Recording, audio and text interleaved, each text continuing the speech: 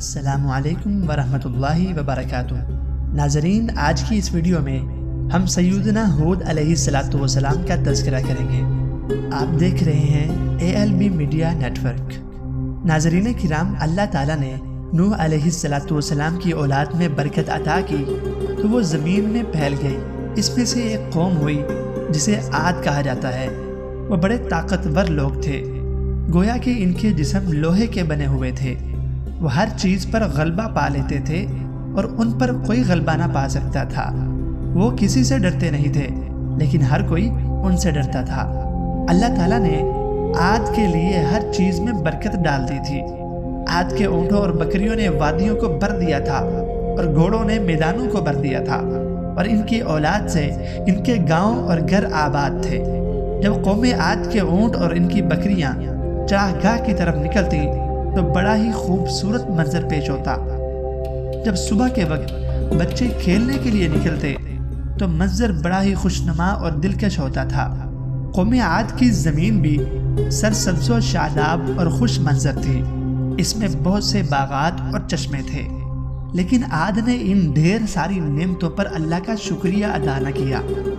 قوم عاد طوفان کی اس کہانی کو بھول گئے تھے جو انہوں نے اپنے باپ دادا سے سن رکھی تھی، جس کے نشانات انہوں نے زمین میں بچشمے خود اپنی آنکھوں سے دیکھے تھے۔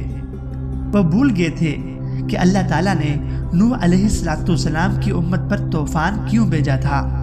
وہ بتوں کو پوجنے لگے، جس طرح نوح علیہ السلام کی امت بتوں کی پوجا کرتی تھی۔ وہ اپنے ہاتھوں کے ساتھ پتھر سے بت تراشا کرتے تھے اور پھر ان کو سجدہ بھی کرتے تھے اور ان کی عبادت کیا کرتے تھے۔ بتوں سے اپنی ضرورتوں کی بھیک مانگنا، انہیں پکارنا اور ان کے لیے جانور ذبح کرنا، غرض یہ کہ وہ نوح علیہ السلام کی قوم کے نقش قدم پر چل رہے تھے۔ ان کی عقل و دانش انہیں بتوں کی عبادت سے نہیں روک رہی تھی۔ وہ دنیا کے بارے میں عقل مند اور دین کے بارے میں کند ذہن ہو گئے تھے۔ ناظرین کرام، قوم عاد کی طاقت خود ان کے لیے اور دیگر لوگوں کے لیے وبال جان بن گئی تھی، اس لیے کہ وہ اللہ اور آخرت پر ایمان نہیں رکھتے تھے۔ بھلا ظلم سے ان کو کیا چیز روکتی؟ وہ لوگوں پر ظلم کیوں نہ ڈھائیں؟ وہ اپنے سے بڑھ کر کسی کو کچھ نہیں سمجھتے تھے۔ وہ جنگل کے وحشی جانوروں کی مانند بن گئے تھے، جن کا بڑا چھوٹے پر ظلم کرتا ہے اور طاقتور کمزور کو مار دیتا ہے۔ جب وہ ناراض ہوتے ہیں تو مست ہاتھی کی مانند ہو جاتے ہیں۔ جب وہ لڑائی کرتے تھے تو کھیتی باڑی اور پیداوار کو تباہ و برباد کر دیتے۔ جب یہ کسی بستی میں داخل ہوتے تھے تو اس میں فساد برپا کر دیتے تھے۔ بستی کے عزت والے لوگوں کو ذلیل و رسوا کرتے تھے۔ کمزور ان کے شر سے ڈرتے رہتے تھے اور ان کے ظلم کی وجہ سے بھاگتے رہتے تھے۔ ان کی طاقت خود ان کے لیے اور دیگر لوگوں کے لیے وبال جان بنی ہوئی تھی۔ ناظرین، قوم عاد کا کھانے پینے اور کھیل کود کے علاوہ کوئی مشغلہ نہیں تھا۔ وہ ایک دوسرے پر بلند محلات کھڑے کرنے، کھلے گھر بنانے اور عیاشی میں فخر محسوس کیا کرتے تھے۔ ان کے مال پانی، مٹی اور پتھروں میں ضائع ہو رہے تھے۔ وہ یوں گھر بناتے تھے گویا کہ وہ اس میں ہمیشہ رہیں گے اور کبھی نہیں مریں گے۔ وہ بلا ضرورت گھر بناتے تھے اور عام لوگ اپنے پاس نہیں پاتے جو وہ کھائیں اور پئیں۔ اللہ تعالیٰ نے چاہا کہ عاد کی طرف ایک رسول بھیجا جائے۔ اللہ تعالیٰ اپنے بندوں کے لیے کفر کو پسند نہیں کرتا۔ اللہ تعالیٰ نے زمین میں فساد کو پسند نہیں کیا۔ عاد اپنی عقل صرف کھانے پینے، کھیل کود اور گھر بنانے میں استعمال کرتے تھے۔ ان کی عقلیں خراب ہو گئیں اس لیے کہ وہ انہوں نے دین میں استعمال نہیں کی۔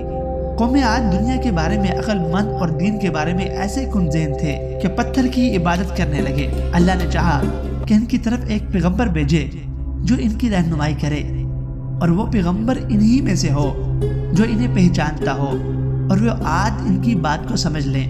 وہ پیغمبر ہود علیہ السلام تھے۔ وہ قوم عاد کے ایک شریف گھرانے میں پیدا ہوئے اور انہوں نے عقل و دانش اور نیکی کے ماحول میں پرورش پائی۔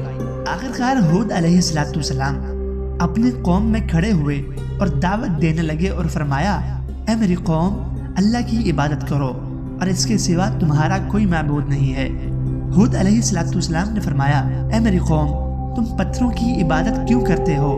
اس ذات کی عبادت کیوں نہیں کرتے جس نے تمہیں پیدا کیا ہے؟ اے میری قوم، یہ پتھر جن کو کل تم نے تراشا تھا آج تم کیسے ان کی پوجا کرتے ہو؟ اللہ نے تمہیں پیدا کیا ہے، اس نے تمہیں روزی بھی دی ہے، اور اسی نے مال اولاد کھیتی باڑی پیدا کی ہے اور اس میں برکت بھی عطا کی ہے۔ تمہیں نوح علیہ السلام کے بعد ان کا جانشین بنایا، تمہیں جسمانی طاقت بھی اس نے عطا کی۔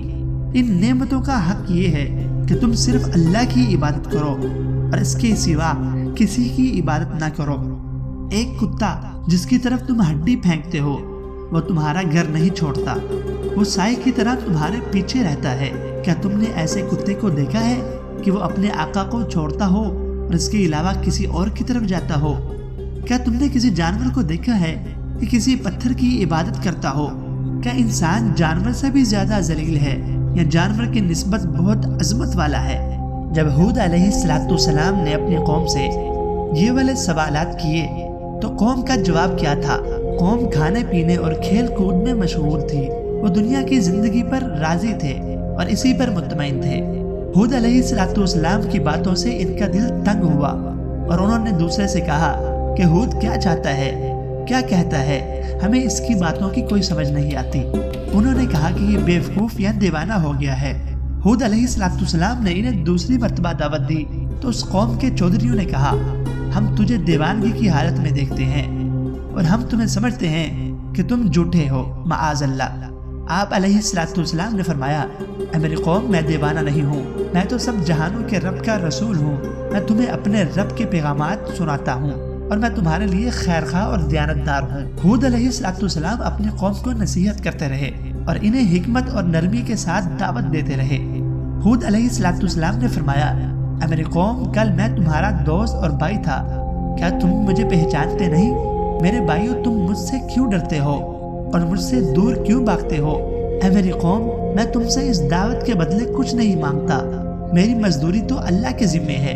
اللہ کی قسم، تم اپنے مال و دولت میں کچھ بھی کمی محسوس نہیں کرو گے، اور اگر تم اللہ پر ایمان لے آؤ گے بلکہ اللہ تمہارے رزق میں برکت دے گا اور تمہاری طاقت میں بھی اضافہ کر دے گا۔ اے میری قوم، تم میری رسالت پر حیران کیوں ہوتے ہو؟ اللہ ایک ایک فرد سے بات نہیں کرتا، اللہ ہر کسی سے مخاطب نہیں ہوتا کہ ہر ایک کو کہے تم ایسے کرو۔ اللہ ہر قوم کی طرف ان میں سے ایک نبی بھیجتا ہے جو ان سے باتیں کرتا ہے اور انہیں نصیحت کرتا ہے۔ اس نے مجھے تمہاری طرف رسول بنا کر بھیجا ہے تاکہ میں تم سے باتیں کروں اور تمہیں نصیحت کروں۔ کیا تمہیں یہ بات عجیب لگی کہ تمہارے رب کی طرف سے ایک نصیحت کرنے والا آئے اور تمہیں ڈرائے؟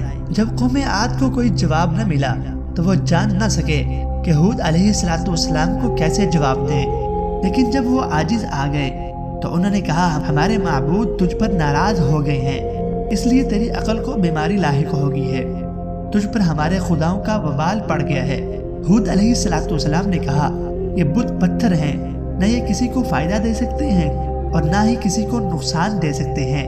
یہ بت پتھر ہیں، نہ بولتے ہیں، نہ سنتے ہیں اور نہ ہی دیکھتے ہیں۔ یہ بت نہ خیر کے مالک ہیں اور نہ ہی کسی شر کے مالک ہیں، نہ کسی فائدے کے مالک ہیں نہ کسی نقصان کے مالک ہیں۔ تم بھی نہ کسی شر کے مالک ہو اور نہ کسی خیر کے مالک ہو، اور نہ میں کسی فائدے کا مالک ہوں اور نہ ہی نقصان کا مالک ہوں۔ میں تمہارے معبودوں پر ایمان نہیں لاؤں گا اور نہ ہی ان سے ڈرتا ہوں۔ جو تم شرک کرتے ہو میں اس سے بری ہوں، میں تم سے بھی نہیں ڈرتا۔ بھلا تم سب مل کر میرے خلاف سازش کر کے دیکھو۔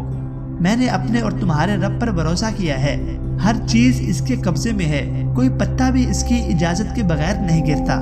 دوستو، ہود علیہ السلام کی سیرت پر دوسری ویڈیو میں یہ بتایا جائے گا کہ قوم عاد نے کس طرح ضد کی تھی اور ان پر عذاب کیسے آیا تھا۔ مزید ایسی ویڈیوز دیکھنے کے لیے ہمارے چینل کو سبسکرائب ضرور کر دیجیے گا، اور اگر ویڈیو پسند آئے تو لائک بھی ضرور کیجیے گا۔ اپنا خیال رکھیے گا۔ اللہ حافظ۔